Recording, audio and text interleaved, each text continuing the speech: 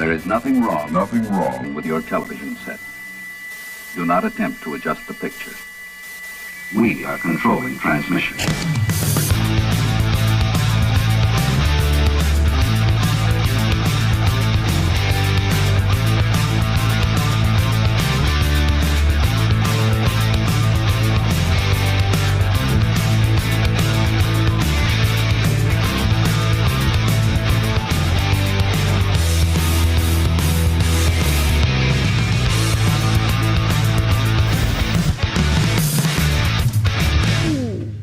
Episode 120, here we are. 120, huh?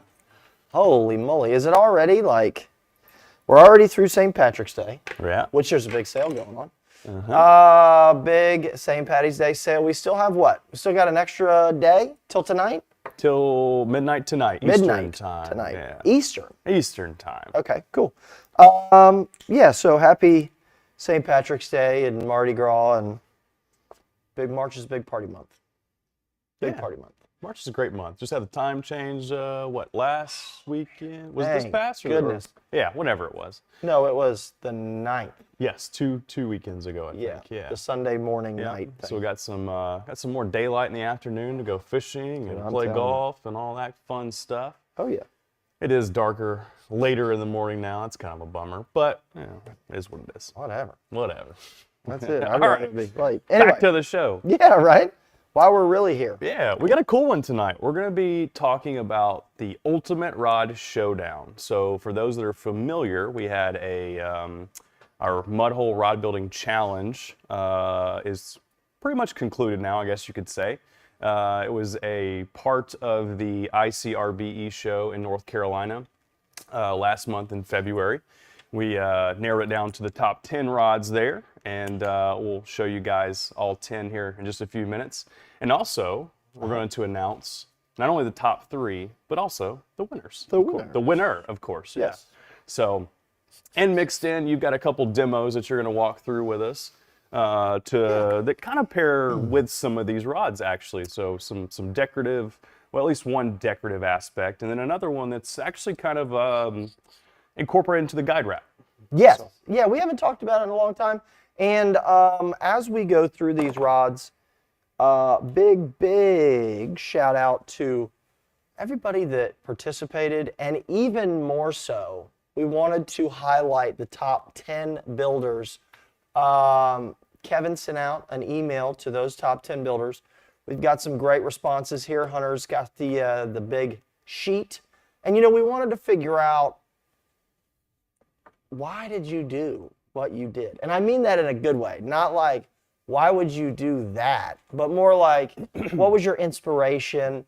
Where did you pull from? And if you wanted to share any secrets with us, we're happy to, talk about them. But we wanted to, celebrate you guys. We think that it's worth it, because there is a lot of work that went into some of these custom builds and stuff that, not that we wouldn't show on the show, but we wouldn't more because of like time restraints. Right. Not because like you shouldn't know about it, or we're trying to hide it, or it's not a good technique or something like that. Some of this stuff, like there was somebody, I think they even like 3D printed some parts for this. That we can't do on the show. But some of these things over the last 119 episodes, we've talked about them. So it's just really cool to see some of the basic aspects of the demos that we do on here, and then watch everyone else's skill take those, techniques to the next level and beyond, to be honest with you. Yeah, definitely. So. There's some really creative aspects of these rods that we'll go over soon. And funny enough, reading through some of the feedback and some of the information that these builders submitted, man, it's really interesting, because some guys spent, around 8 or 10 hours total. Yeah. And some guys spent over 100 plus hours building these rods. So, and to me, that's such a cool aspect of, rod building, because you can spend hundreds and hundreds of hours, or you can spend, 5 to 10 hours Right. And you can still have a rod that is in the top 10, which to me, that's super cool. So For sure. And, you know, from the top 10, this is not a situation of, well, it's only professional rod builders that are going to, you know, show up and take the cake or the top 10 or whatever. It's a mixture of people that, like, I want to say the one guy said, well, it took me a couple months to build it because it's not my job. And like, Right. had to work a little here, or work a little there, or work a little here, and then ends up in the top 10. So for those that, and not saying that y'all were afraid to jump in this, but it's definitely not a situation of, oh, well, it's just going to be a bunch of professional rod builders that are going to walk away with all the prizes. Why even bother? Right. It certainly was not like that. Yeah, one of these guys, we'll get to in a second here, it was his 6th rod ever built. That's incredible. Pretty that's very, very solid work. So Yeah. Yeah, we'll get to all this in a second. We got some housekeeping to go over. First, though, Yes. if you guys have not seen, check out our St. Patrick's Day sale. Like Chris mentioned, it's going to end tonight at midnight Eastern Time. So take advantage if you have not already. We've got 20% off all of our rod kits and also 20% off all MHX and Mud Hole branded blanks. So incredible savings there.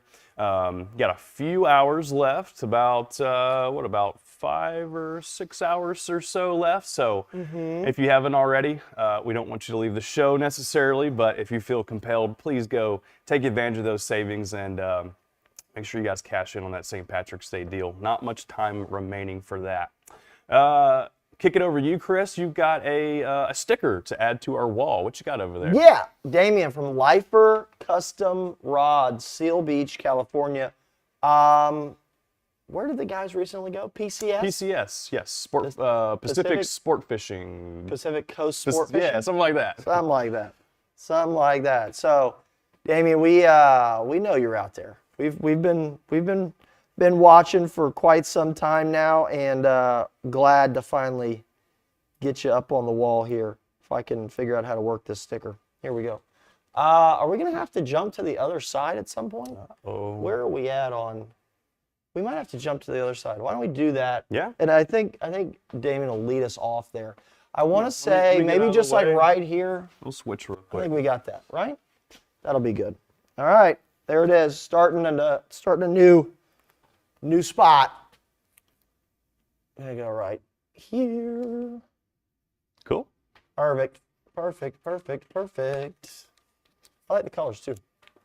Sticker looks good. Nice. Sticker looks good. All right.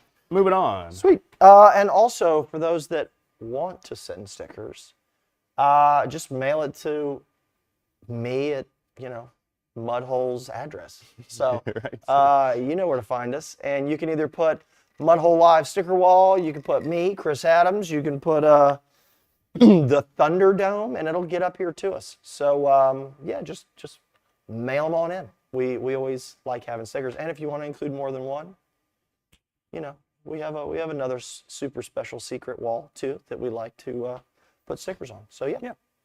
Last bit of housekeeping, and we'll get into the meat of the show here. We have revamped our all-in-one rod kits. So if you guys are familiar, our all-in-one kits basically have all the equipment, tools, supplies, also a blank, components, grips, Oh, yeah. everything you need to build your first custom fishing rod. And we actually made a few changes.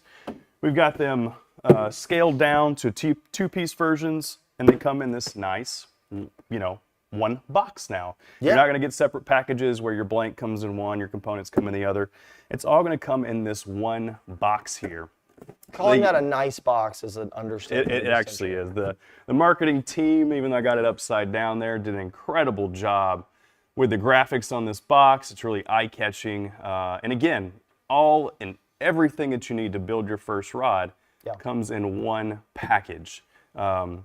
We have these for a spinning rod, a casting rod, a fly rod, and also an ice rods, because you get 3. You do. Instead of 1, because obviously ice rods are a little more less expensive. They're obviously much shorter. We felt like it'd be better deal to give you 3 instead of 1. So there you go. So if you're a nice guy, we got you covered as well. 4 options to choose from. Yep. So if you happen to have a person, a friend, a family member that is interested in building custom rods and wants to take that, next step, check out these all-in-one kits. Again, it's a one-click purchase. You get everything in the box, $200. It's a really, really good deal. So check those out. Love it. Love it. All right. So now that that's out of the way. You got your credit card ready for tonight? Yep, we got to talk about giveaways. Ooh. So as usual, we got 3 giveaways for tonight. First one we're going to do is going to be a Cashion rod blank. And we're going to throw in the parts to go along with that. And I'm sure Chris is going to let you choose for sure what your preference is on the parts and pieces. But we're going to be giving away this Cashion blank. It's a 3-piece, kind of a medium light. This is actually the blank that was used as the mystery blank for the Rod Building Challenge. We've got a few here left at the shop, so we figured what a great prize that would be for tonight's show. So. Yeah, everybody needs a travel rod, and you might be a little hesitant to build a 3-piece travel rod. But let me tell you, we got spring break coming up. Well, it's already happening. Yeah. Spring break's happening. Summer vacation will be here before you know it. And nothing is better to sneak away from family and the in-laws and people you don't like than putting a 3-piece travel rod, hide it in the luggage, put it under the back seat of the minivan, and go take a walk. It's fantastic. So I'm not saying, avoid family at all costs, but golly, sometimes you just got to get away. Yep. So. And you know what? That prize is so good, we're going to run it back for the 2nd place tonight. So same deal, Cashion blank and all the parts and pieces, guides, grips to go along with it. Yep. And our grand prize for tonight is going to be an MHX rod kit of your choice. And there is a great selection of kits on there. A bunch of stuff. Yep. So absolutely. Cool. All right. We need to go, without further ado, we're gonna go ahead and run through the top 10, our favorites. We're gonna talk a little bit about them. I just want to preface this, okay? We're gonna go through. We're not going to critique stuff as in hey, this needs to be done better, or this is terrible, or things like that, because all of them are killer. We're just here to show them off. We want to make sure that if anybody maybe hasn't tried a technique or is afraid to, or is like, oh, I could use that technique and do something with this, we want to give credit to all the top 10 builders, as well as spread a little love and inspiration to the, 250 people that are watching this, which is also why we have the Mudhole Live Rod Builders Workshop on Facebook. So we're all here.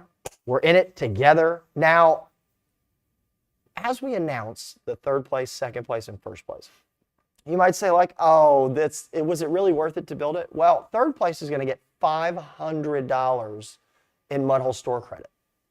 That's 3rd place. 2nd place is going to get $750 in Mudhole store credit. And the big winner, 1st place, is going to be $1,500 in Mudhole store credit. So yeah, I'd say definitely worth it. Pretty worth it. So yeah, we're going to walk through, and really what was the Mudhole Rod Building Challenge started. American Tackle was doing it. Yeah. Formerly the International Rod Building Challenge. Correct. And a lot of these went all over to the far reaches, right, of the rod building world. So yeah, there was very little stipulations on it. And I know Kevin was telling us you had to use a certain percentage of the rod. You couldn't just use one little tiny piece and put it in there. It's I don't remember exactly what it was, but you'll kind of see here there's 1 or 2 rods that were really got creative with the rod blank.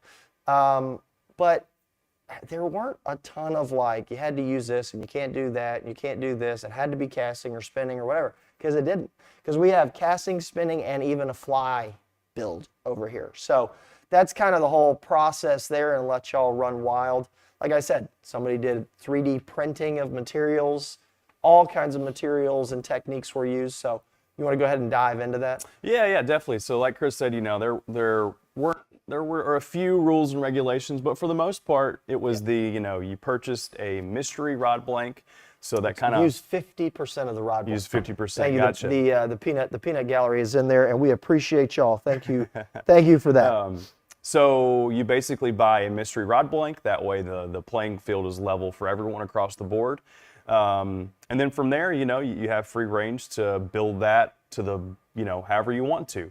I will say there's a couple aspects of this challenge that I really, really liked. This isn't just a purely decorative challenge. This is actually like you have to keep in context or keep in mind that the rod still needs to be usable. It needs to function as a fishing rod at the end of the build, right? So it's not just about putting super cool grips or, thread wraps or decorative wraps on a rod and calling it good. These rods still need to be able to function and go out and cast a line. So that to me is a cool aspect of kind of making sure that at the end of the day it still is a fishing rod. So anyway, again, we kept mostly the same format that was used previously. This was in conjunction with the ICRBE show in North Carolina. Right. That was last month in February. Yep. So basically, you either shipped in your rods ahead of time to Mudhole, we took them to the show, or if you were attending the show, you actually brought the rod with you. During the show, all the rods that were entered were on display in a rod rack in the Mudhole booth. Yep. And there were select judges that basically narrowed down to the top 10 rods. From there, those rods were brought to Mudhole, and then last week we went through the process of judging those rods.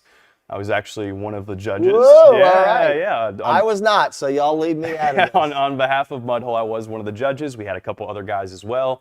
I won't mention their names just for safety and privacy concerns. All the disgruntled rod builders can send Hunter an email at hunter.rodbuildinternet/ Bring it darn on. it. Bring it on. So anyway, that's a little bit of the background of how the challenge, how these rods got to where they are. Perfect. That's how it happened. So That's awesome. Pretty cool deal. This kicked off back, I want to say, early fall of last year. And the contestants had several months to build their rod. Yeah. And then again, we used the show as kind of the part of the conclusion. Of course. And then the top 10 came here, and now here we are. Well, and also, let's keep in mind here, because I know it was probably talked about, but this was, Cashion stepped up to be a part of this. Yes. With a USA-made Correct. rod blank. Yes, 3-piece rod blank. So, this was not from the bargain bin, and in somebody's garage sale, okay? So that is another cool part about that as well, is, we sell a lot of Cashion blanks. People love them. I think, aren't we the sole distributor we of are Cashion exclusive blanks? distributor. Okay. Yep. So Dr. Cashion and the bunch over there, South Carolina? North Carolina. Sanford, North Carolina. Oh, Cashion's out of North Carolina? I should have known. It's in the Carolinas. Close Anyway, enough. but yeah, great people over there. All right, so are we just going to jump right in to announcing the third place, or are we just going to go ahead and start? We need to start talking about them. All right, let's run through each one. Hunter, man, you got one you want to start with, or you want to Start go on that left side? You want want to go far? Yeah, let's go far. See Far what we got. in What here. number you got there? We have number 4. Now, just for clarity here, if I ask Chris for a number, that just relates to this little white tag. We've had to obviously protect the identity of these rod builders, and instead of This doesn't have anything to do with your place. Yes, doesn't have anything to do with the place. That's just a reference number for us to know that that number relates to a certain person that obviously the judges did not need to know. So Correct. number 4, who we got here? Looks like Space Cowboy Custom Rods. Yep, maybe? Mr. Stephen Miller. So Steve did a couple notes he has here, or at least that he provided to us. Oh, his name is Steve Miller. Now I'm getting Space Cowboy Custom Rods. That's pretty good. He should get 2 extra points just for that. That's a pretty good name. I like it. So Steve's got some pretty cool feathers in his split grip area here. One note that I found really cool that to me, this is custom rod building to its core. He altered the spacing on that St. John's cross wrap So it wouldn't actually wrap around the blank, and it actually gave him, he wanted more room for the shading. So he altered that pattern and design to fit what he wanted to achieve with, you know, the color scheme in the background and incorporating the feathers on the side here. So again, like, you know, it's little things like that that if you look at this, you might not have ever known that Steve, you know, did that as he was building it. But to me, that's a super cool aspect.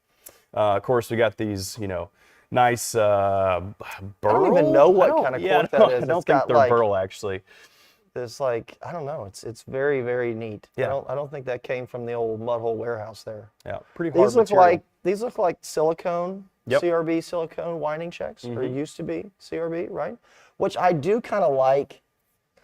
I like the color scheme. The white is kind of it really kind of sets it off. You don't get to see it much with like white and other like dark pieces. I like how these, you know, I'm assuming this is like white rubber inside of this like kind of composite cork.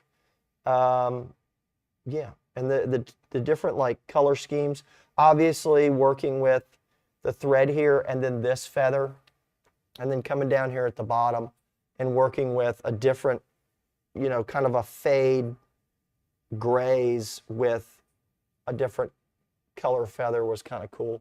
I'm a big fan of like, I like gray, I just do.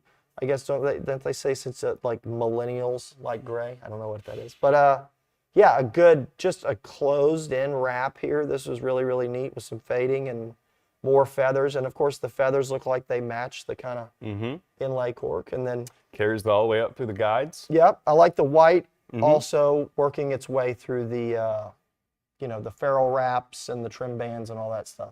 You know, even here, this little transition, you know, it's kind of a play on a thread ramp a little bit. Yeah. But I like how he tapered that, you know, epoxy down. Like, that's really clean. I like that. For sure. For sure. Good stuff there, Steve. Love the company name and great job on making the top 10. Of course, I like the high frame Fujis too. Yeah.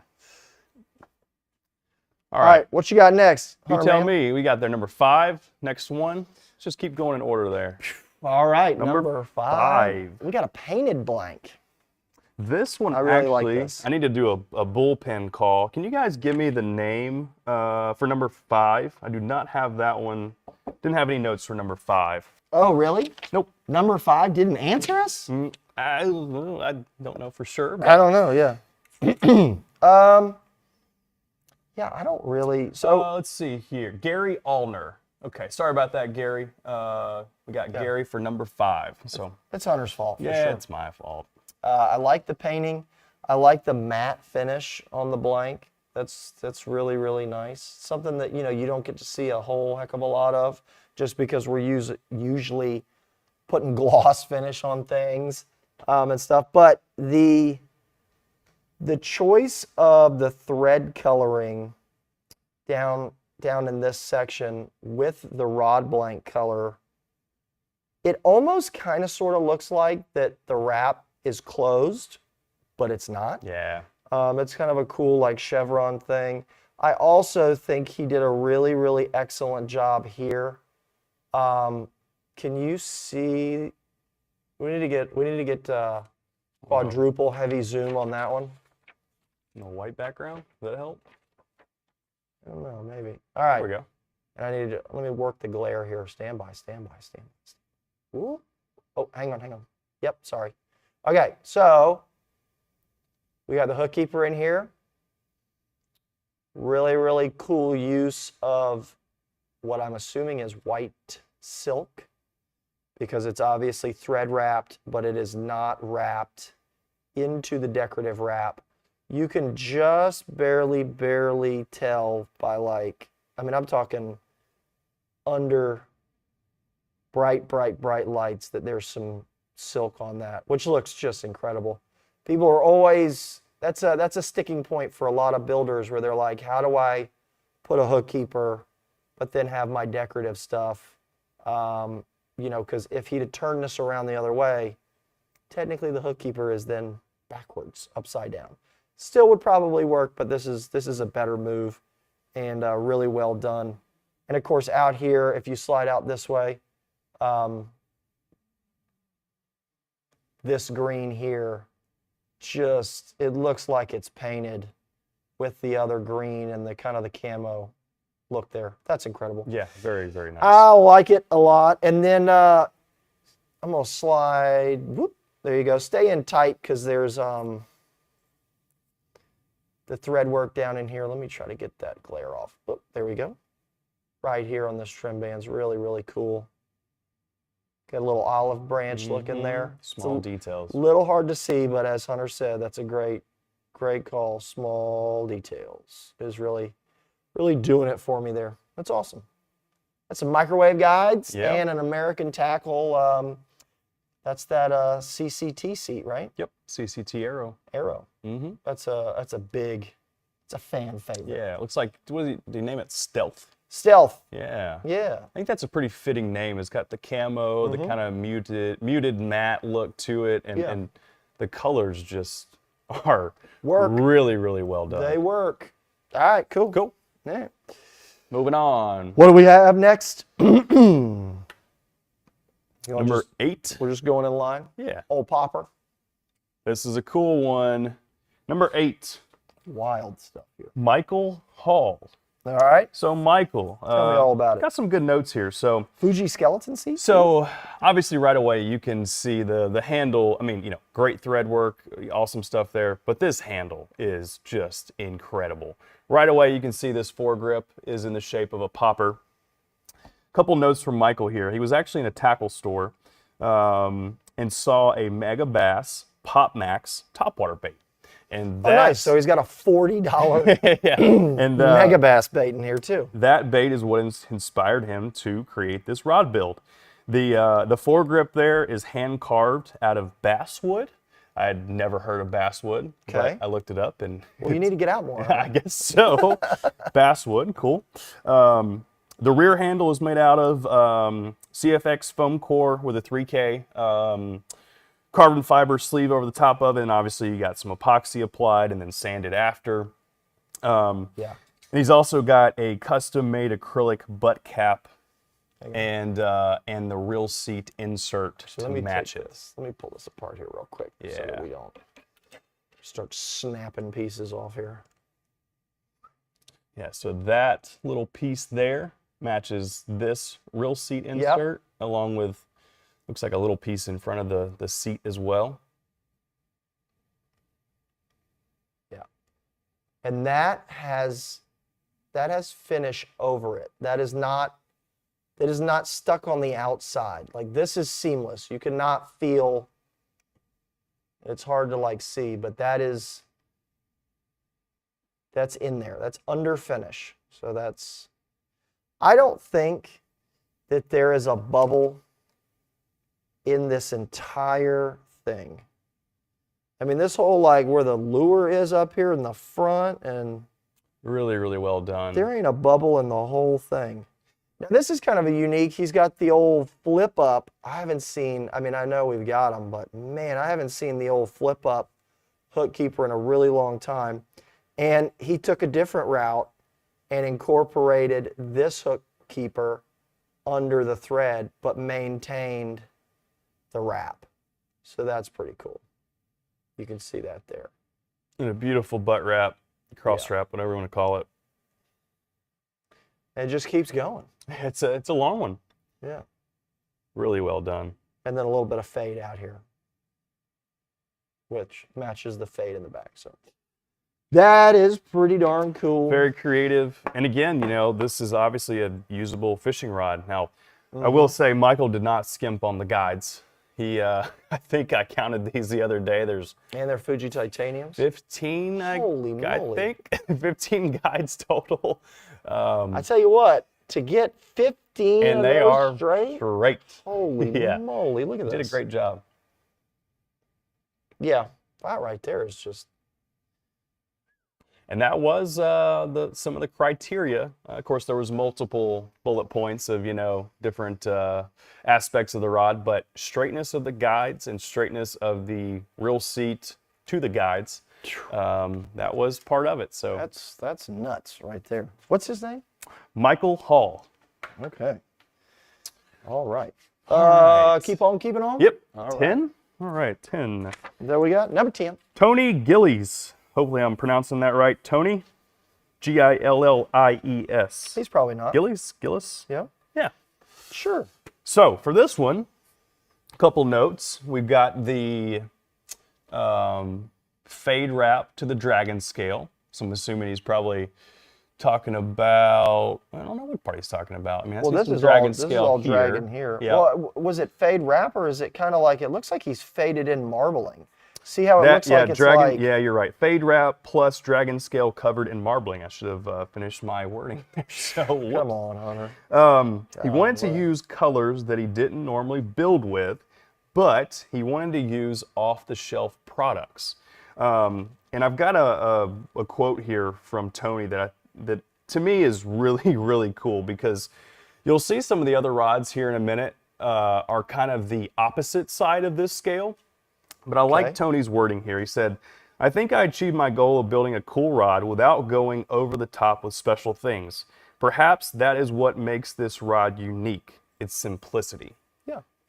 I think that's really well said, that, you don't have to have super over the top things for a rod to stand out and look really good. And also, obviously, we want them to fish well too. Yeah. I really do like these colors in here. Look at this. It kind of, there's like silvers and grays and like a rosy pink kind of. It's kind of a unique color pattern, but I really like it too. Can we get the quadruple zoom in on that guy? Can you double tap that thing? Yeah. Yeah, that's really neat. I like that. Kind of a cool. It almost kind of has like a mother of pearl-ish kind of, how that kind of iridescent kind of look to it. Yeah. I don't know. I like it. I like it. Nice job, Cool. Tony. And brave using white, Very, very brave. That's good. That's good. Promise we're not going to get any marinara on it from our Hot Pockets. All right. What we got next? All right. I think one of the more unique rods in the lineup of the top 10. Oh, yeah. Staying with the white. Yeah, this is the one that you pointed out earlier. 13. With the 3D printed piece. So this is from Steven Mendoza. See that name quite often in the Facebook groups, and hopefully Steve's watching at home too. So, 3D printed Stormtrooper. Super, super cool. Very creative. Let me just Yeah, there you go. pull this so we're not. So obviously, big Star Wars fan. That's what inspired his build. He's only been building for a little bit over 2 years now. So That's cool. Yeah. Dig it. And it's the thread cover on that Fuji TC, what? TCH? TCH, split seat. Yeah. Oh, yeah. That's cool. It's got some nice fading there above the... He's got a lot of stuff going on. Yeah, there is. And I like it. This is that like saw blade stuff. We got some fade in here. The red's kind of cool. He's got his got a little logo in here. This guy here. I like it. Good logo work, especially over the top of the dragon scale with the white. It's kind of hard to see. I'm gonna tip it just a little bit. Maybe the light will catch it. You can just barely see that that's white dragon scale. Yeah. Which is kind of cool. That's just not something that you normally see, and it's not something that maybe you would pick up on. It looks really killer. So, really good job in here. I would also say that his finish over his decorative work is really good. You know, sometimes you get some like real waves over decorative work. Here's the bottom. This is cool. I like how he did some vertical red metallic there over the top of that, the gray base wrap with the black kind of worked in there. It's not, this part obviously is not a fade section, but it looks like he wrapped it just like you would a fade section with kind of taking the alternating, doing like the thread bobbin like we've shown you before, but then he comes up here and does a little bit of a fade with the red. I know nothing about Star Wars. So I'll go ahead and just, I'm going to say it. So, I mean, I get the Stormtrooper thing. I have no idea if any of these other colors or the red or the saw blade. Yeah. I couldn't tell you if it is I or want to not. say the butt section down there, the split grip area, that does have some relevance to Star Wars, but I'm in the same boat as you. I do like the carbon. Don't know much about Star Wars. I do like the carbon. That was Yeah. that was nice touches And with the white. I will say his was Seeing a lot of white. yeah, a lot of white. It's impressive. His was the only one that was spiral wrapped Yeah. in the top 10. Yep. So pretty unique. Also, good number of guides, nice and straight Yeah. as well. So Good spacing. Yeah. Cool. Nice job. sweet. All right. We got next. That was the first casting rod of the evening. Yeah. All right. And Okay. This is probably the most unique right one. back to spinning, number 16 here. 16. Okay. So, Rut-row. Ruh-roh, Raggy. This one definitely pops. This is probably the one that stands out in the crowd the most. I think all of these should be multi-piece rods from now on because Yeah. So, Mr. John Lentz, number 16 here. He wanted a rod that had a positive feel and make people smile. I think he accomplished that. I mean, it's it's very unique unless and you're creative. scared of clowns. Yeah. For those that are afraid of clowns, we'll just turn it a different way. He chose Scooby-Doo because it is multi-generational and people would connect with it. For sure. So obviously, super cool grips, right? These are, EVA inlays. Also colored the seat. And the seat as well to match, so good touch there. I'm sure Mr. John spent several hours. Scooby-Doo is there. Like that is Yeah, a lot of that is time into those grips. Super good. Yep. Now moving on to the... And he would have got away with it if it weren't for those meddling kids. Right? Isn't that what they say? Something like that. And he colored the blank. I like that. Through the Blanket's colored. entire blank. Yes. Not just the handle section. And then the guides are pretty cool. You see Dedication. another appearance of silk thread, or I guess lack of appearance, I guess you could say. Yeah, right? Although he did make the nice touch of orange, an orange band of thread in the middle there to just complement, obviously, the rest of the colors of the Scooby-Doo theme. So, Yeah. But I think the silk thread, making sure that the colors of the blank show through, that's a pretty cool touch. And he did it on all of them. Yes, he did it on all of them. Even up here at this ferrule wrap, too. So yeah, that's and yeah, he used the colors of the Mystery Machine throughout the entire rod. So good stuff. Yeah. All right. Cool. I can dig it. We got four more. Positive vibes right there. Like it. All right, staying with spinning. This is really cool. Number 15. 15. Jacob Finkel. Ooh. This is the one. This is his. Laces out. Yeah, this is his 6th rod ever built. Dude, this is insanity. It's pretty cool. So, a few things here. We're gonna need the mega zoom. These wood handles, these wood and epoxy, because they're not just wood. The wood and epoxy handles are incredibly well done. So he used a pressure pot to cast the resin and the wood together to create that that look and feel. And I'm assuming there's probably some epoxy over top of that too. Yeah, it looks like there's finish. It kind of transitions Yeah. it down here. Otherwise, that edge, that seam wouldn't be that Yeah. good.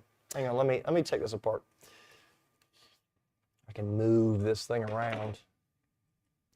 We got, some feathers there in the split grip area. Ooh. Yeah, Rotate it that way. there we go. Feathers. Yeah. And you can kind of see that. Now, what I love that he did there is you'll see inside of that epoxy, it's got the blues and yellows and chartreuse colors. What he did was he kind of kept that same color scheme. And if we go up the rod a little bit, there's the butt wrap with the same color scheme, which looks really sharp. That does look. I like the blues and I think that's is that a green or a yellow? How about a green yellow? Chartreuse. Chartreuse, okay. And it's faded. So like, yeah, you can see it there. So it's faded from bottom to top. It goes from light to dark. There we go. Look at that thing. Very cool. And definitely the chartreuse edges really make it pop. Yep, that's cool. Pretty darn straight too. Jacob, for your 6th rod ever built, man, Yeah. you are ahead of the curve, my Retire. friend. Retire. Get out of here with that 6th rod stuff. Cool. Kind of kept it going. I like though that like once he kind of got out here, he maintained the same. You all right over there? He maintained the same color scheme, of course, but didn't go over the top. It just looks really clean. And of course, I always like these single band inlays. This looks like maybe 2 or 3, but these right here, this is a single band and then back to the main color and then another single band. And he did it all the way up. Ugh. Good for him. Yes. Looks incredible. That's it. I should have, Jacob. I should have secretly entered one and just built just all black thread. Just EVA and just black thread and just. Yeah, that's Chris's rod. That's it. There all we right. go. Number 17. 17. That's going to be Kyle Watson. All right. I like it. So. Because it's fly rod. It is. This is the only fly rod extra in the length. top 10. I'll reach out there and touch you. So we got a couple things going on here in the handle section. So for one, right away you see he incorporated wood and carbon fiber into the grips. Pretty cool stuff there. Yeah, because this is what? What's that wood? It's that like, this is the wood that they use. It's like little tiny strips. It's probably in here. It's not like birch. It's like rattan or something. Somebody jump in here and help me out. What's that really thin band of wood? It looks like it comes in like it's almost like I also turned birch bark for the fighting butt. Okay. Where, yeah, it's just birch bark. Yeah, but it's in like little like strips, I think. Okay. Yeah, Kyle Watson is birch bark. I was gonna say that you see it in like really old like bamboo rods before they like really heavily got into cork. They use that. Yep. So I love that. That's a very cool. And yeah, the mix of materials is fun. So a cool thing here on the end of the butt cap that you guys can't see. I'm going to read a little thing here from Kyle. He actually took a vacation over to the Bahamas. Yep. And while he was there, he saw a lot of bonefish, and he also received a 10-cent coin. My guy. That had 2 bonefish on it, and that's what inspired most of this rod build. So pretty cool there that the idea kind of came to you, Kyle, while you're on vacation to the Bahamas. Pretty cool story there. Shoot, yeah. And what you did with the grips, phenomenal job. Putting the coin in there, good stuff. Yes, and this is also covered in finish. Yep. Kyle, you need to come down to Miami and chase some bonefish down there. But yeah, this is, I love that. That's really, really cool. And a little hidden feature that actually he said that I believe a few of our judges at the show missed. Back that thing out a little bit there. Is he actually, So go ahead if you look at here, we got just the regular grip. And then we've got like an aluminum piece, looks like aluminum piece that just looks kind of like a winding check, and then it transitions up into the dragon scale. Here we go. It's been a long week already. Dragon scale. I lost some brain cells from St. Patty's Day. Dragon scale, and then this really cool wrap here, but there's another ferrule that we didn't know initially. I mean, obviously when it came in, but you can see there that rod ferrules, and the ferrule is hidden behind this piece. I'll show you again. So he says, It's really well done. I 3D printed a custom winding check, which is that green piece, All right. that seamlessly hides the joint between the grip section and the first section of the rod. Love it. I used this to add 12 inches to the overall length of the rod. This joint was so well hidden that many of the judges at the show did not actually know that it was a 4-piece instead of a 3-piece. So, Yep. pretty slick. Mm-hmm. And I do love the like kind of fish chevron in there is really cool. The pattern is excellent. Got the little fish eyes in there. Not a bad fish eye. I'm talking like the little eye in the thread work here. It's really, really cool.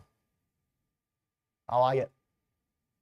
Overall, the paint on the blank is a really neat, you know, it kind of has not camo, but it is a little kind of camo-ish. I like it how it's got the, you know, the back color is obviously the darker, and then the belly is silver, kind of bonefish-y, if you will. Got a little gold in there. So just all in all, really cool. I always like to see the fly rods coming in here. I was hoping somebody was going to sneak into the top 10 with a fly, with the old fly pole. He delivered. Yeah.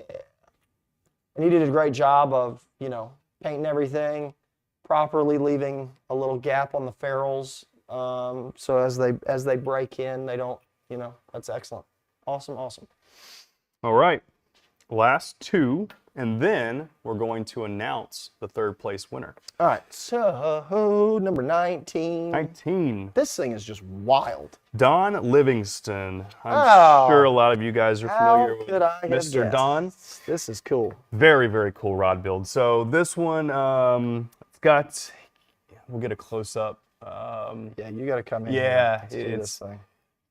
I mean, it's super, super It's impressive. like right out of a sci-fi movie or something. This was based off of steampunk, right? So if you guys are familiar with that term, it's, you know, the gears, the cogs, the things, the machinery type of vibe. I think that's the best way to describe it. And hopefully, yeah, you can see those little pieces on the handle. There is a 0 chance that even watching this in HD shows how cool that this thing is. This thing's wild. Yeah, love it. And kind of the color scheme made its way up the rod blank. Just with the paint job and everything, it just looks like, I don't know, that kind of like, you want to come back in here? The, just that kind of coppery kind of. Patina. Yeah, it's just cool. It's just cool. Yeah, so a couple cool things that Don points out here. Obviously, the blank is painted. The guides are also painted. I was going to say, what does he say about the guides? Yeah, so I can tell. The guides are custom painted from Michael Ward at Custom Colored Guides. You're probably familiar with that name. Let me see if we can. Yeah, Back Creek Custom Rods, Michael Ward. Yep.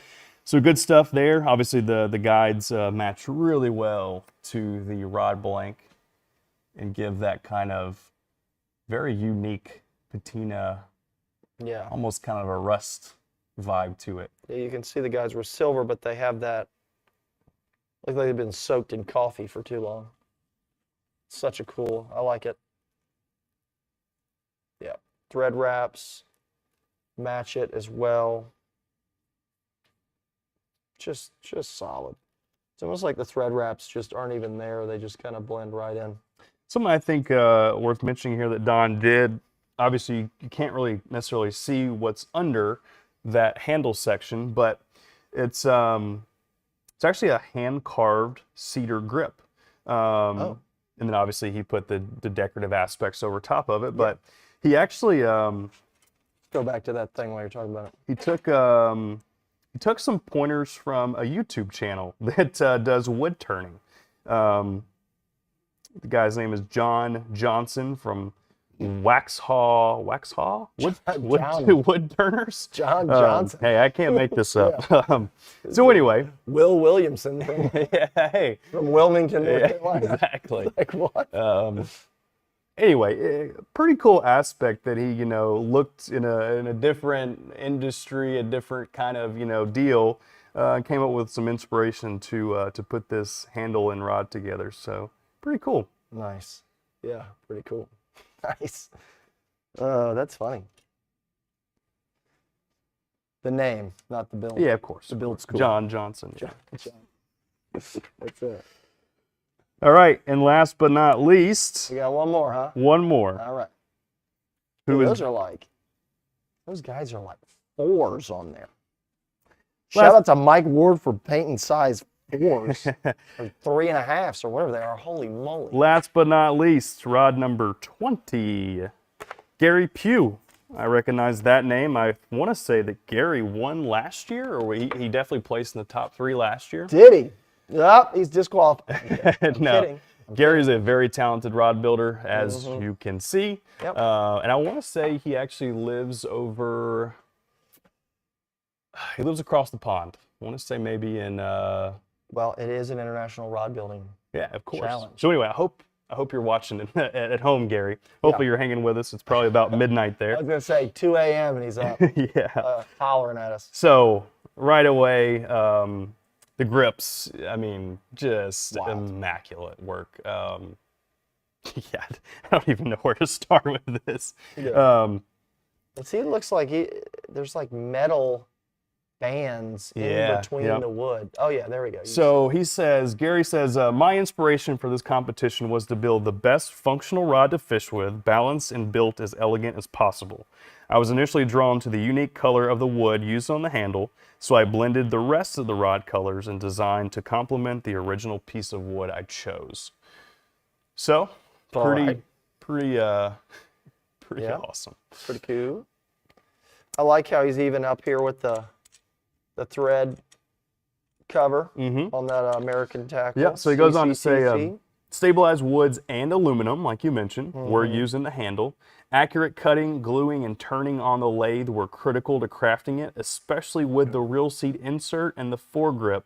Understatement of the century there. Thank you very much. Measure only about 2 millimeters thick. I mean, that's nothing. That's a measure twice. Here we are. The Hookkeeper again did a great job. I love the red and the gold and all that over the top of some feather there. Hang on, let me try to get that glare off. Ooh, there we go. So one cool note here that again, you wouldn't know these details unless these guys They were kind enough. very kind enough to give us some info. The blank. Those are feathers, by the way. The blank, hand painted by myself, is painted with permagloss. Painted with permagloss. I said that correctly. Tinted with Tester's red metallic paint. You really have to get into the sunlight to see how brilliant it looks. Yeah. Because this kind of. I agree with you, Gary. Wow. That's very impressive stuff. Yeah, but the permagloss and the red tint, that's really unique. Well, you know, and the good thing about permagloss is it is like water. So, you know, you don't have to worry about too much buildup and stuff. Another good example of leaving a little bit of, I'm going to show people what I'm talking about here if you kind of don't. So the rod blank is not painted. So with initially, this one is, of course. So with so many rod blanks, if the ferrules are not sized properly with the paint, sometimes you can get fitment issues, right? So you have some manufacturers like, you know, Sage and St. Croix and different things like that, that they're painting the rod blank and fitting the ferrule. The Mudhole Color Series does the same thing.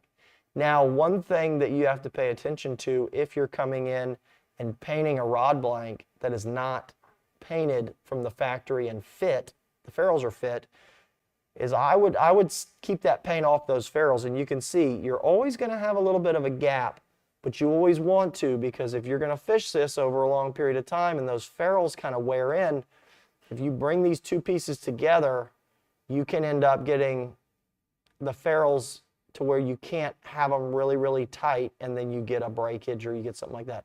You also will see some rod manufacturers like TFO that does this from the factory. They will paint the blank, but then they'll leave their ferrule sections on their fly rods unpainted.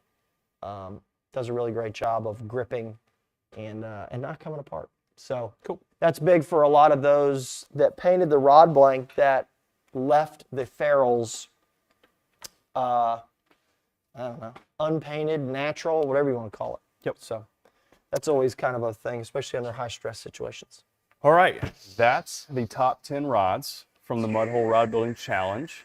Not in any particular order, but Yeah. we are going to announce the third place winner.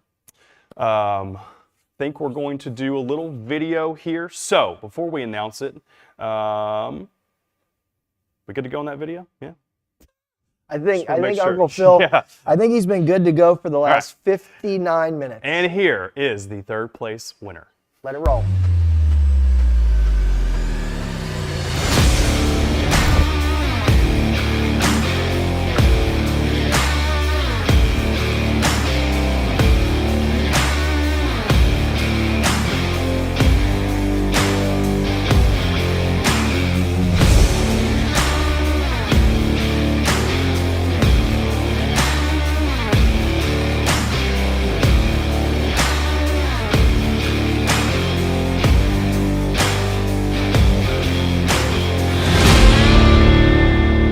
Kyle Watson with the fly rod. My fly guy coming through. Congrats, Kyle. Good stuff there. That is $500 in store credit to Mud Hole. To claim your prize, use the email mhrbc@mudhole.com. Absolutely. mhrbc@mudhole.com. Send that address an email. Obviously, tell them you're Kyle and you want to claim your prize. Yep. Then you got $500. You can stock up on some different brands of fly reel seats. Yes. All right. And we're going to go ahead and do Why don't we do a giveaway? first giveaway of the night as well. So, Cashion. Well, I had to put that in. I had to throw that in there. Yeah, of course. All Of right. course you did.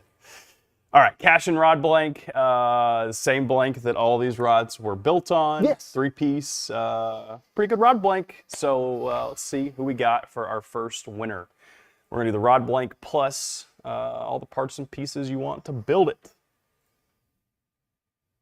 Oh, yeah, can you read that from there? Yep, Clint V. Oh, V. oh All right. man. Stand by for that last name. We'll get it here in just a second. Gosh, I hope it's like It's not looking good for me. a hockey player type name. gosh. You know, like give me 13 consonants, No.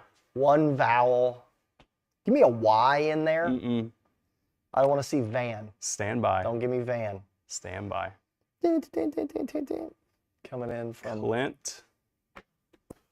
Oh my goodness, we're waiting on the pigeon to fly in here. Oh. Yeah, we're watching the teleprompter come alive. That is awesome. I love that. Love we got a fly pole there in third place. Whoa, Nelly. We backtracking? We going back in time? Is that what was going on? That was for Manny Martinez. He goes, "Oh, I'm a little late to the show." So it was just. Oh yes. All right. It's funny I said Van and that's Clint Van Lanen? That's a hard one. I'm probably gonna go with no on that. Lanen. Lanen? Man, nothing There's better. no way I got that if you right. couldn't give me 13 consonants, I love a back-to-back vowel in there. Love that. That's All right, good. Clint. Maybe even like a backwards E next time.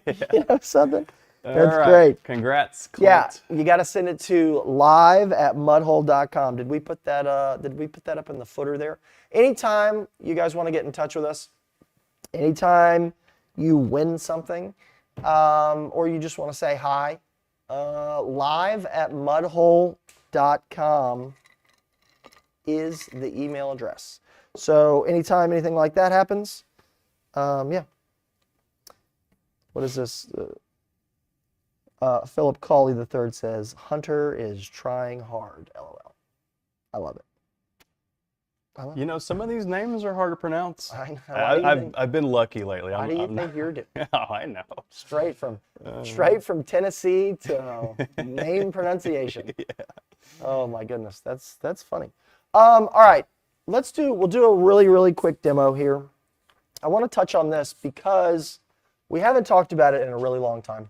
And there were a number of rods that actually had this on it. And where is the thin tape? the thinner tape. Oh, I got it right here. So there were a number of builds that had the old locking wrap on it. You want to take this just in case? Yeah. I'll babysit.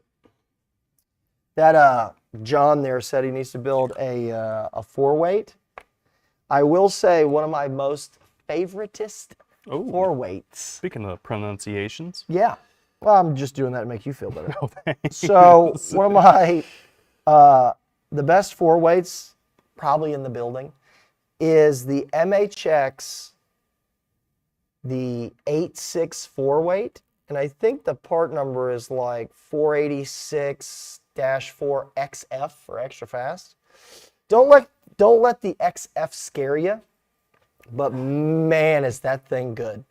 Hunter, you've been there. I watched me catch a couple big ones Absolutely. up in North Carolina. Mm-hmm. Yeah, that's a really good one for those small little streams and creeks and. Yeah, because we've done everything from indicator fish with it to throw a dry. It's good for when we go up there because it is so versatile. Because you might get a hatch out in the afternoon, as it might have been like 30-something degrees in the morning, but then it gets to 60. So, all right, I'm going to, for St. Patty's Day, put some green thread down here, and I'm going to work it up the foot. I wanted to do at least a big enough guide that you could see it on the camera. And we're going to show a locking wrap. Now, everybody please bear with me here because I've watched plenty of builders do different locking wraps, okay? Whether you go around once, twice. I think Mary Christie does like a figure 8. There's not a ton of wrong ways to do this, but the general sense is we are going to wrap up the guide just like normal, all right? Then, at some point, the guide is going to go from horizontal to vertical on its upright. From there, we are then going to take the thread and go around the upright and then continue wrapping. Now, back out of zoom here real quick. I want to, no, give me the front camera. So I want to say this before we go any farther. I have never, ever, ever, ever had a guide pull out under my thread wraps.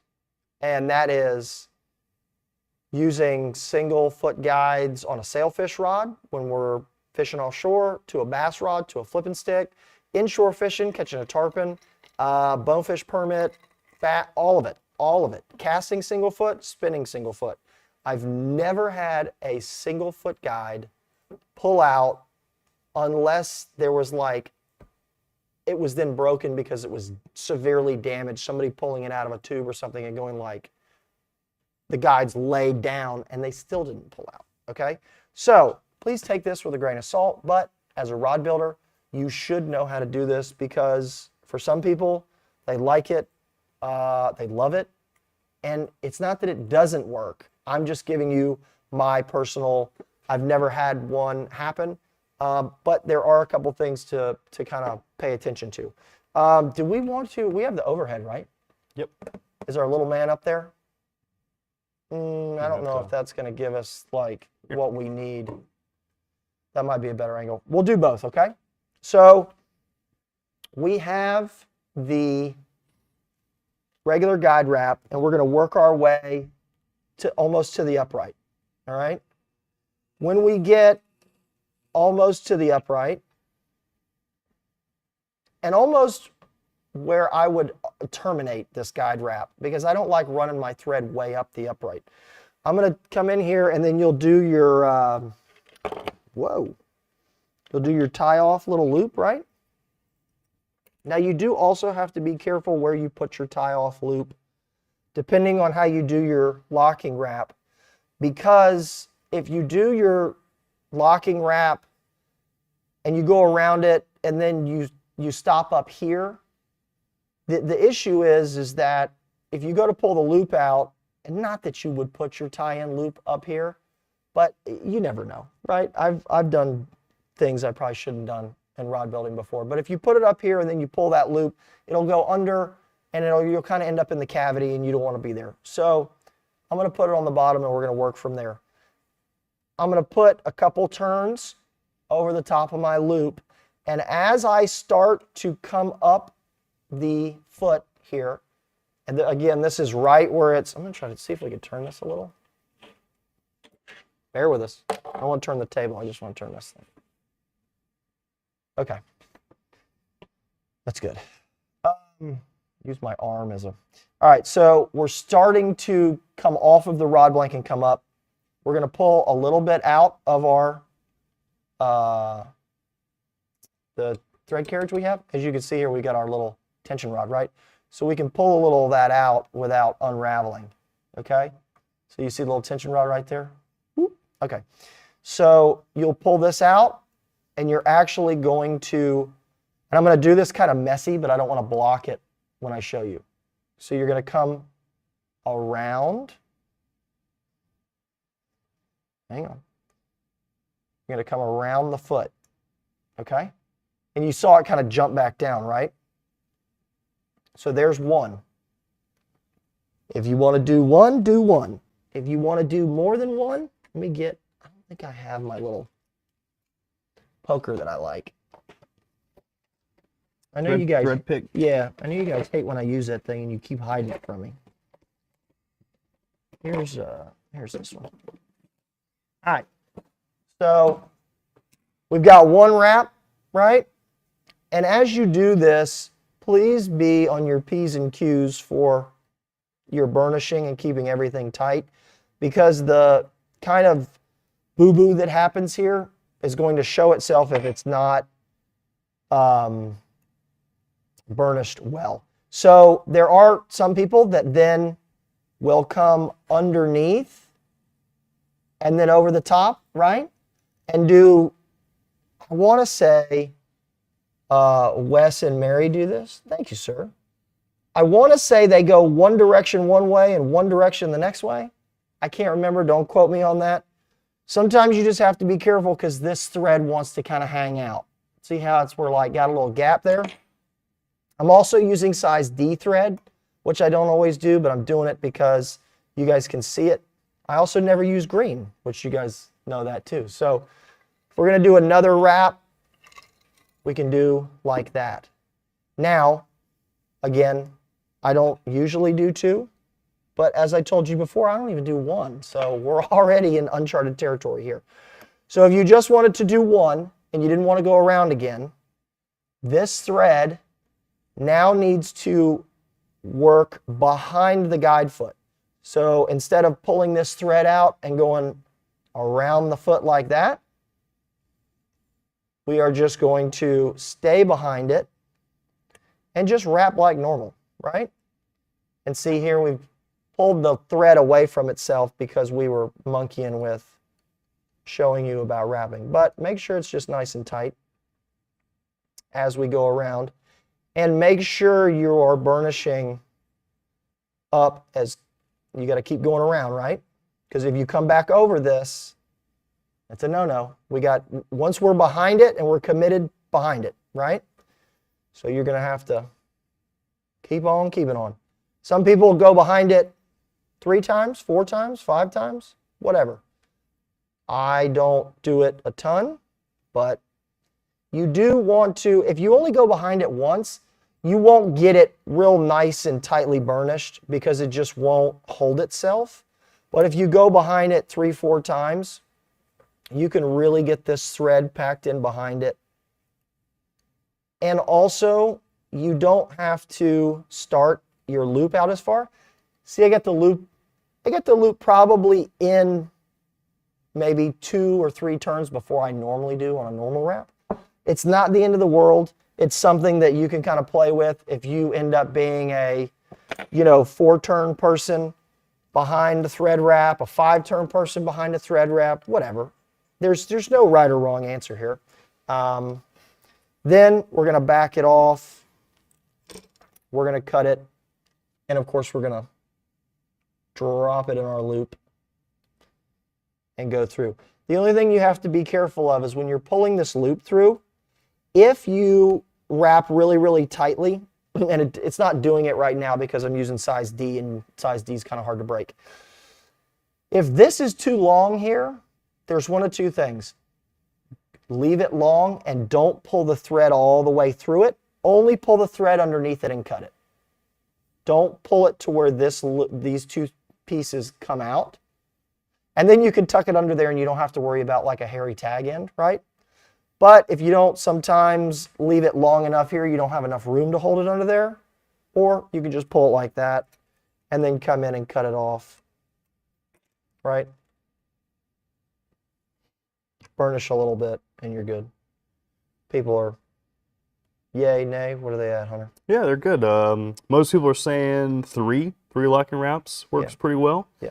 Got seen that comment a few times. Yeah. So anyway, the only thing that I have to caution you about this, if you're working on getting better at finishing and you're struggling a little bit, a locking wrap is not your friend.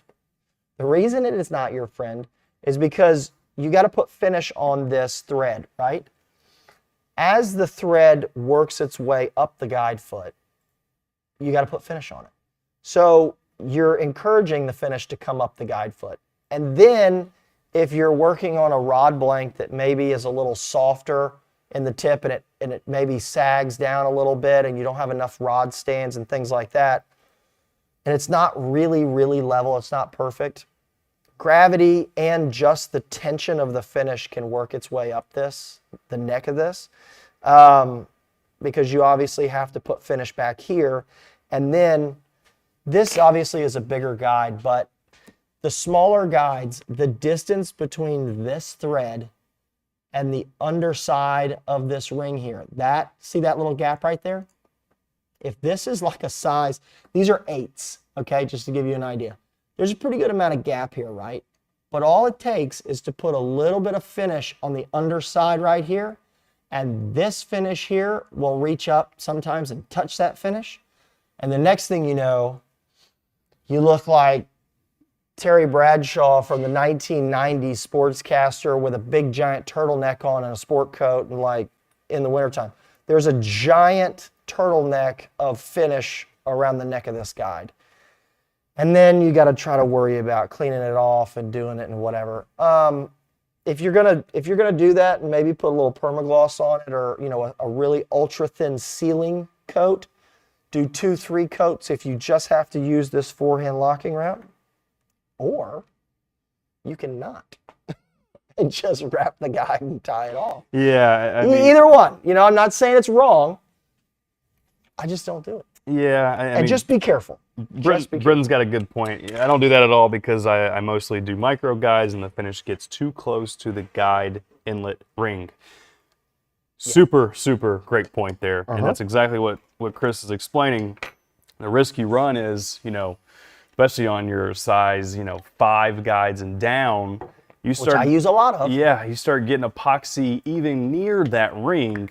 You don't want that. You have to avoid that because you're just going to run into issues with cracking and stuff down the road. So, and it's just like water tension. The finish will like gravitate itself up to it. So, yep. There you go. All right. How about another winner? Yep, let's do it. All right. Second place winner. And here is the second place winner. Run.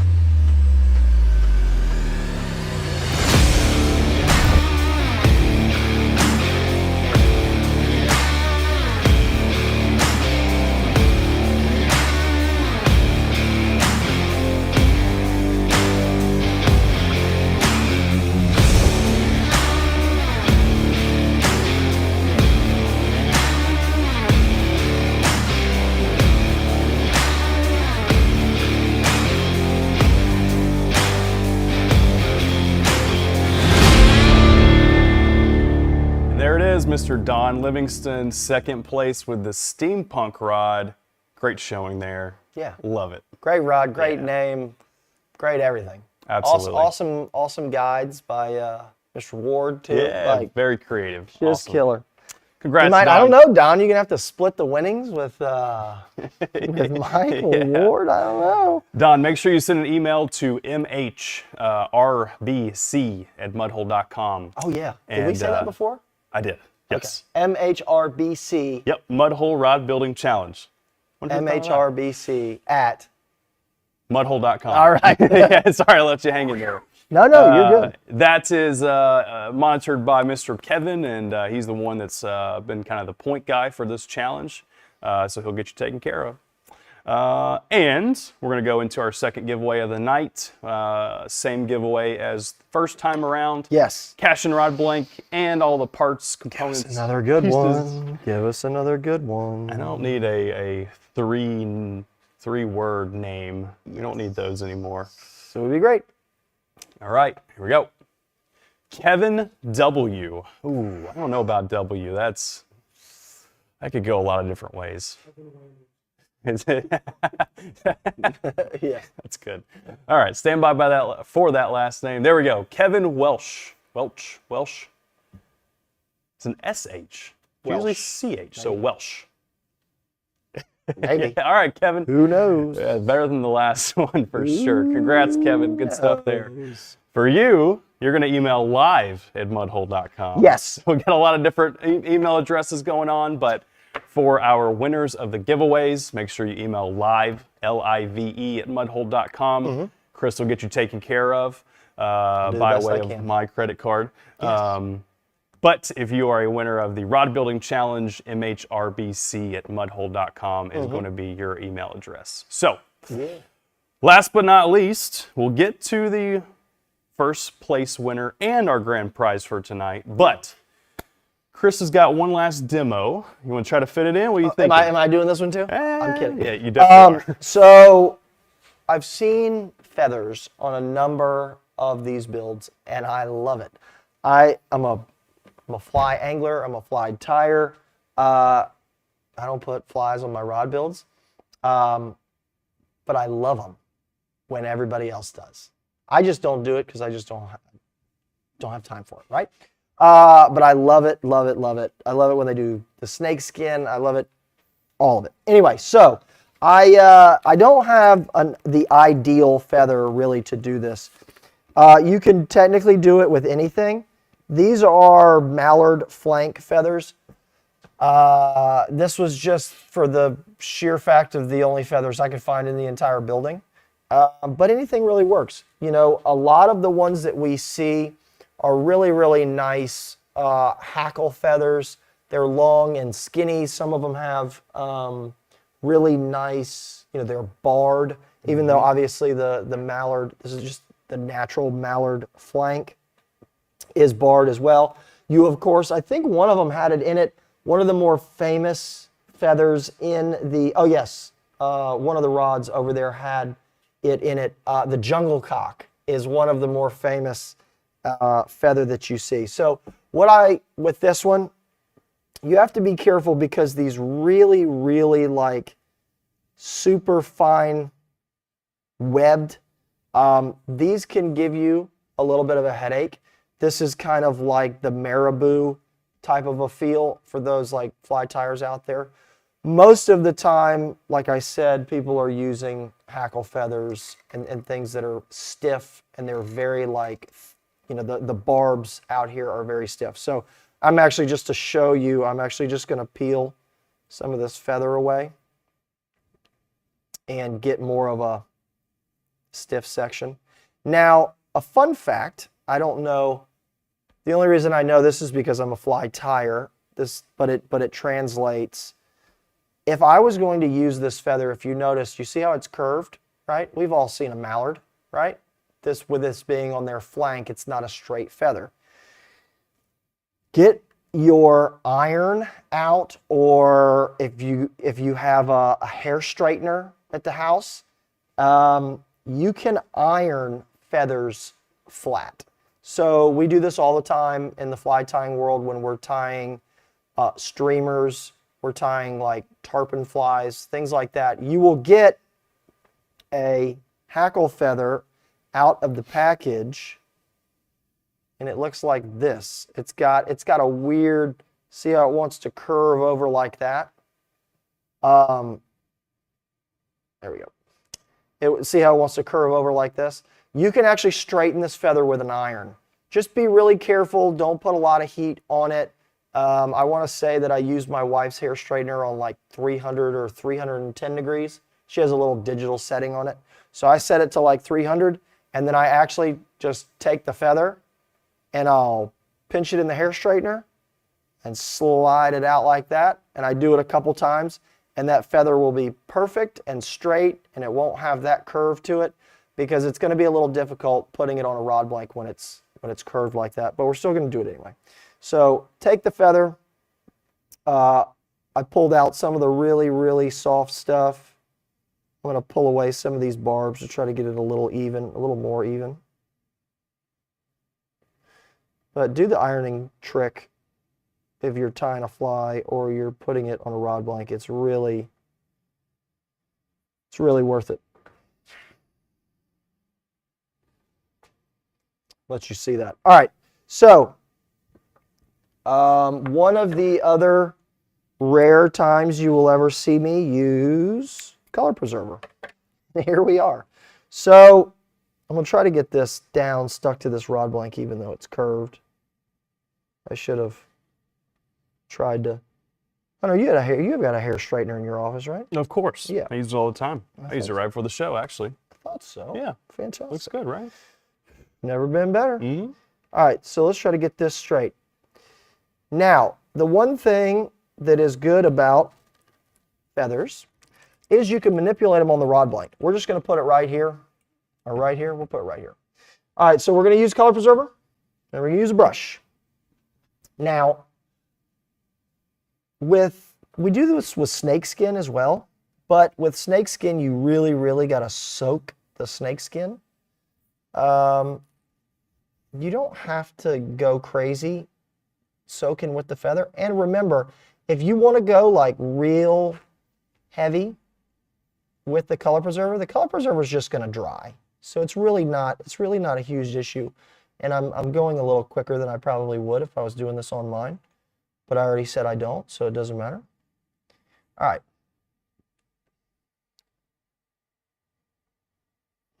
Mike's got a good question here. Yes. Maybe you can help us out here. Maybe. Duck feathers also have oils to them for waterproofness. Yes. Will that react with your thread finish or any finish? We're lucky because we have our handy dandy color preserver that's gonna keep it from doing that. There you go.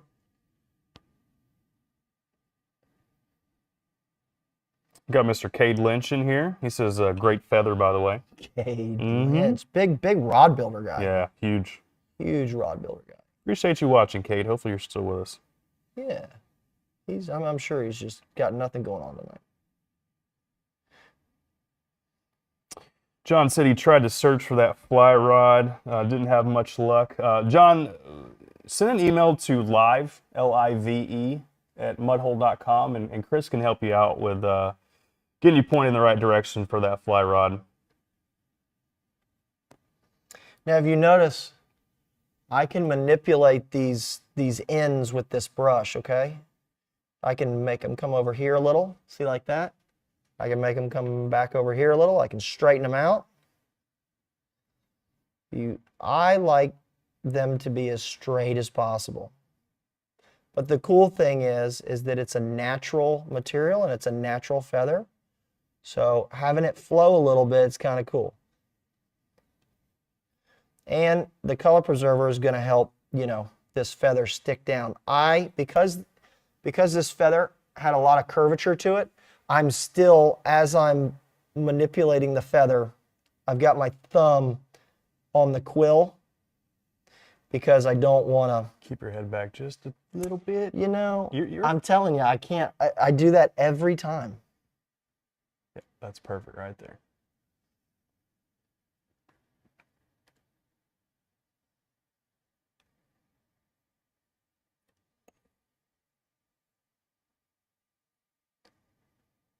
It's like the weird mixture of like, I don't want to roll it too far to one side, but then I got to be able to see it, Just kind of trying to manipulate all these barbs.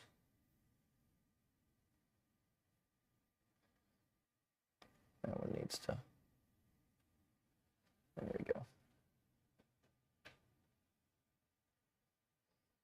All right, so there is your feather. I would probably try to slide this barb just a little bit. And you can pull it, you can slide it down like that, like I just slid it on the rod blank, and kind of straighten things out. And then if you need to make any more adjustments, you can make adjustments. Bring those barbs like that. Yeah, Mike, that would look really cool with an eye. Funny you mentioned that. There's actually some rods we have down in the showroom where Mr. Pat Van Zant, he unfortunately has passed away, but he custom built some rods years ago that have a lot of really intricate feather work, and a lot of them mimic either fish, like fish patterns or fish designs, or even lure designs. And a lot of them have, you know, eyes and things like that, those type of features. So, gosh, I think I'm gonna do a feather or a couple in my next build. Nice. I haven't done this in a really long time, but yeah, I have some nice, like, barred hackle at the house I might have to do. So there you go. Grizzly. Yeah, some grizzly hackle. I've got some bunch of different dyed stuff too. So yeah, you can go like that. You know, and then from there we're just let the color preserver kind of dry. I'm gonna kind of wisp it out of here just to. And that will dry clear. Obviously, it's a little cloudy right now. Yeah. But all color preservers will have that cloudy look until they fully dry, which only takes. Doesn't take that long. What, about an hour? 30 minutes to an hour. Yep. And yes, you know, the duck feathers do have a little bit of oil in them from a natural feather. I would just honestly do a couple coats of color preserver. You can do 2, 3, 4. It really doesn't matter. And then that's going to protect any fish eyes or anything like that from happening. But I really like the way the feathers look. Nice. Good stuff. So there you go. Philip, just real quick, G2 wrappers will be in stock around early April. A couple weeks away. Sweet. Not too far. All right. Love it. And there we go. Color preserver. Good stuff. Pro Seal. Pro Seal. All right. Let's do some announcing of. Let's do first place of the rod challenge. Okay. And then we'll do the grand prize giveaway after Okay. that. Good with that? All right. Sure. And here is the first place winner of the Mudhole Rod Building Challenge. $1,500?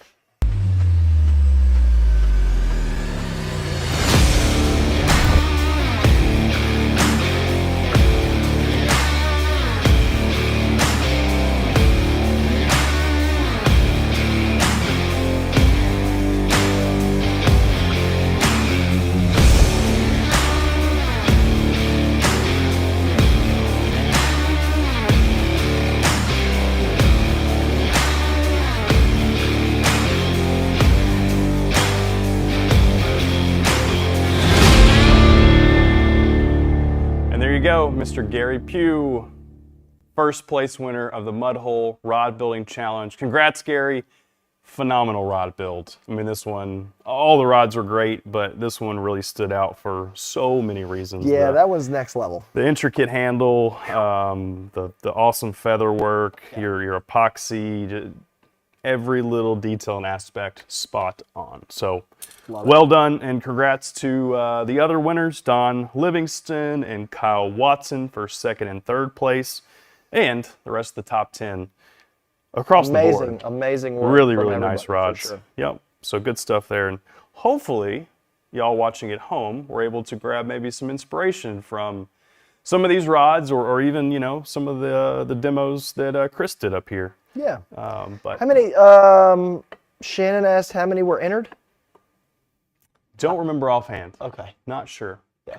I'll let you take this rod back. I mean, it wasn't 10.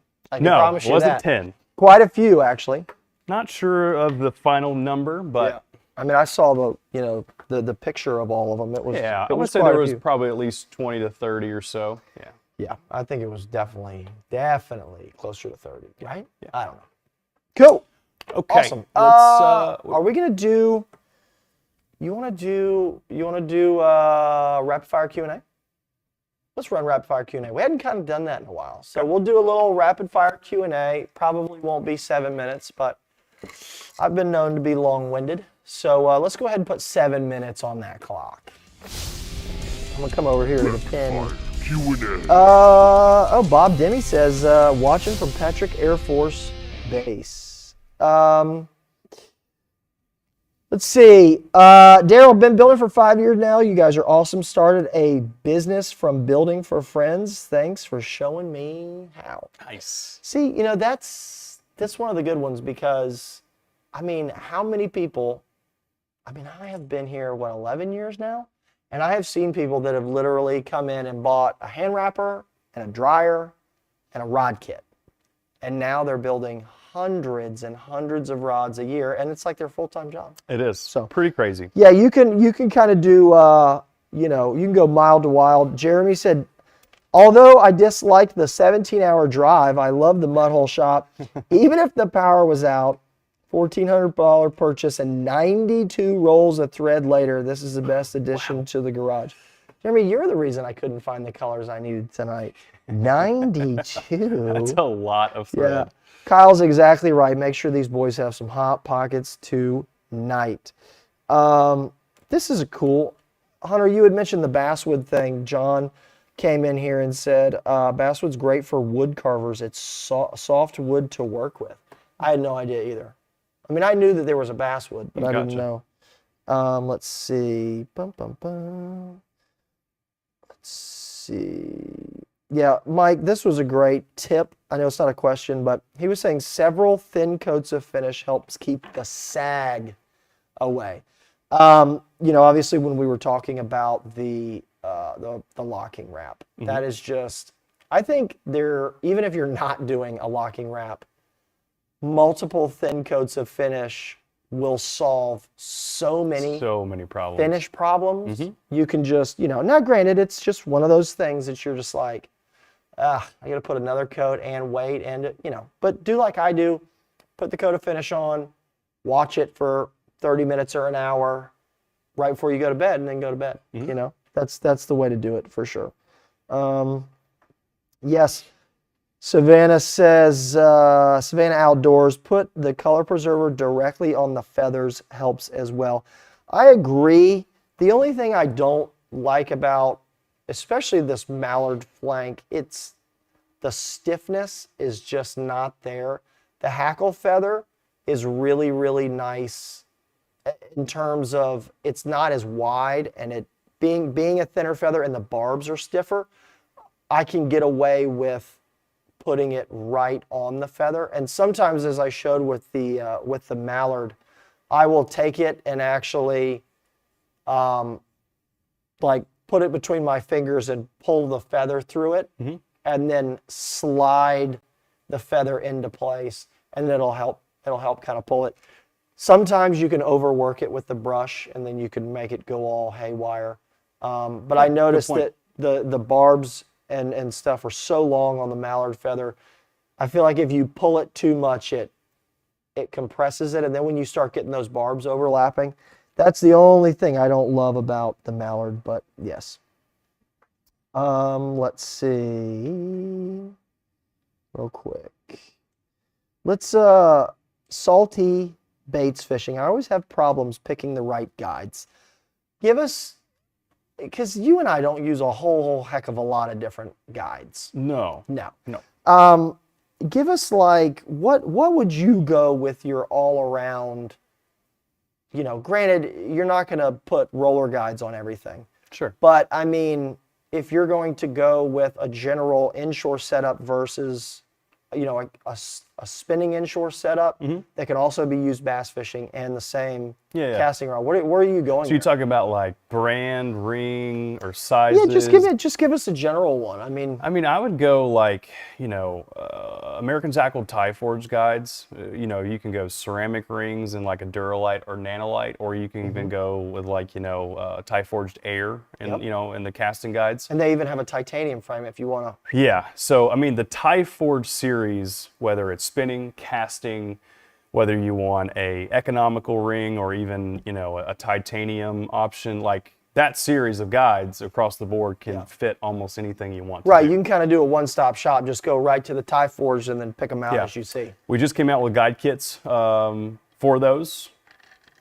late last year. And I was going to say, there's a good number of them in stock. I was down there looking at them.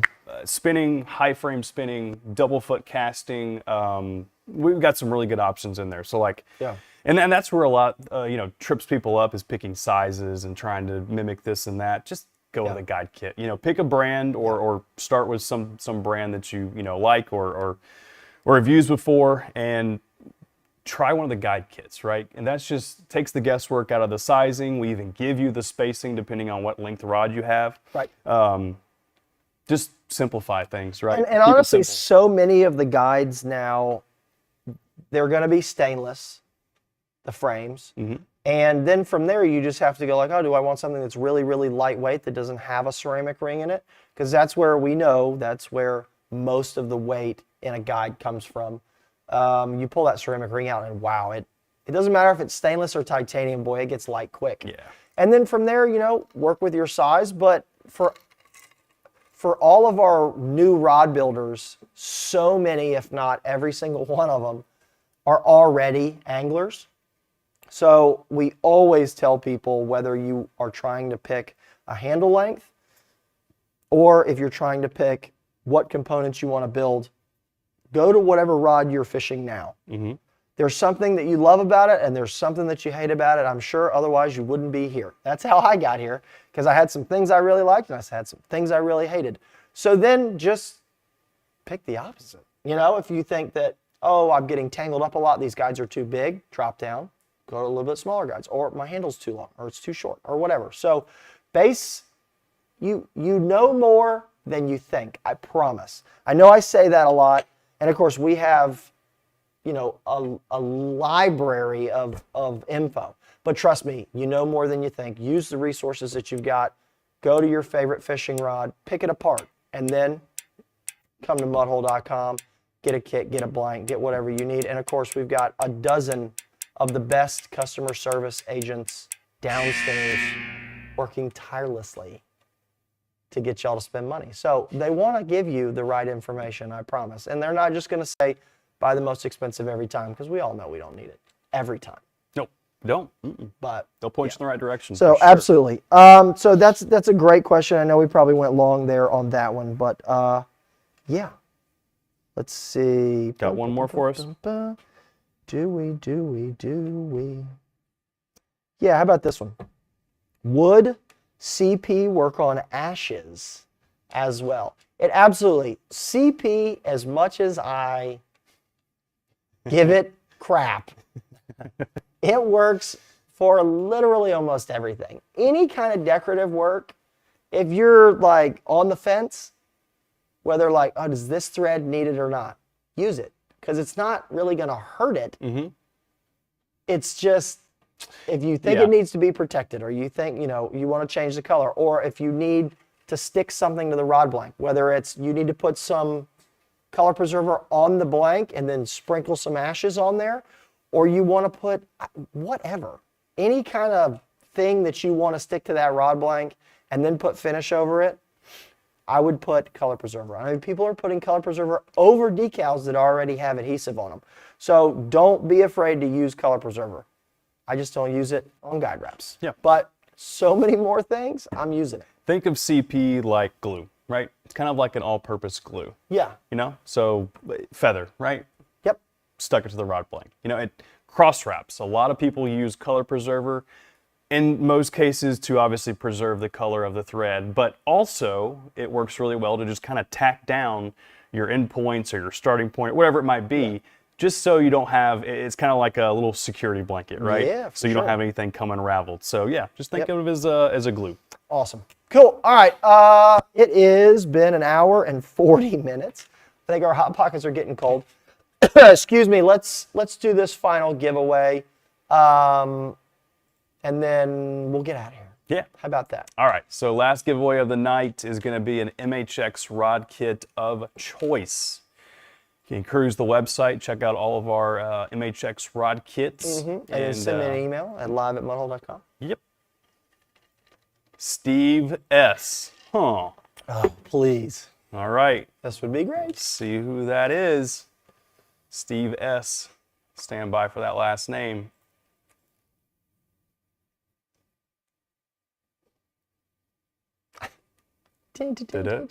Oh, are you kidding me? What is up with tonight? Yes. Okay, Steve Salter. I'm just going to go with it. All right. It's got to be close. Hopefully we didn't offend anybody tonight with our sorry. mispronunciation Those are of our some names. tough ones there. Congrats, Steve. Last name Sautter. Yeah. Fantastic. All right, so congratulations to all of the top 10 for the Mudhole Rod Building Challenge. If you have any other questions about this past year's, next year's, any of that stuff, as Hunter said earlier, mhrbc@mudhole.com. Shoot an email over there. I promise it goes to somebody. Kevin will answer it. mhrbc@mudhole.com. Any questions there? And if you have any other live questions, suggestions, you want to talk about Hunter, and I won't tell him, live@mudhole.com. Just shoot it over to me. Also, the winners of the giveaways, live@mudhole.com. The winners of the Rod Building Challenge need to go to mhrbc@mudhole.com. Now remember, we didn't keep you around here for nothing. So congratulations to all those winners, but reminder of the sale, St. Patty's Day, midnight Eastern.